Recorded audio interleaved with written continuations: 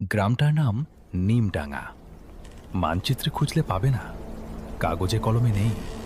কিন্তু যারা একবার ঢুকেছে তারা বলে গ্রামটা নিজে থেকেই তোমাকে ডাকে। আমি এসব বিশ্বাস করতাম না। আমি শহরের ছেলে। ভূত প্রেত, অশুভ রাত, এসব আমার কাছে ছিল লোককথা। কিন্তু আজ এই গল্পটা লিখতে বসে আমার আঙুল কাঁপছে।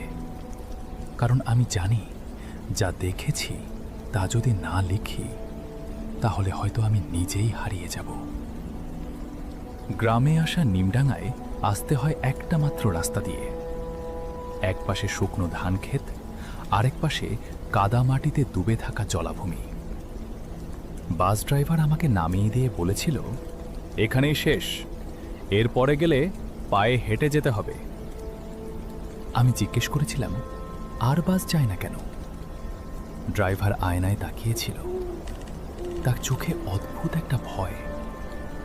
রাত নামার আগে ফিরতে পারলে ফিরবেন বাবু, না হলে গ্রাম আপনাকে থাকতে বলবে।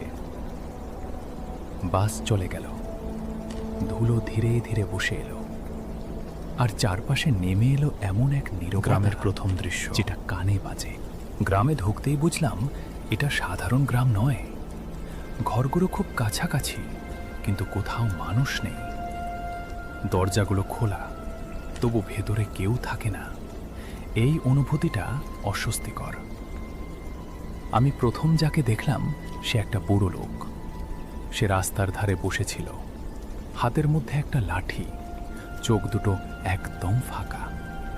আমি ডাকলাম, কাকু। সে ধীরে ধীরে মাথা তুলল।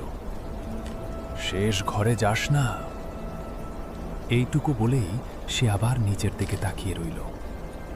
আমি হাসলাম, ভাবলাম গ্রামের লোক ভয় দেখাচ্ছে।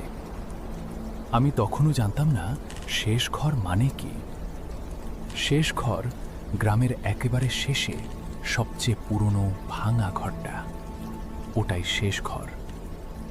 চারপাশে জঙ্গল, পেছনে একটা শুকনো পুকুর যার তলায় কাদা নেই, কালচে কিছু একটা। ঘরটার দিকে তাকাতেই আমার বুকটা অদ্ভুতভাবে ভারী হয়ে গেল।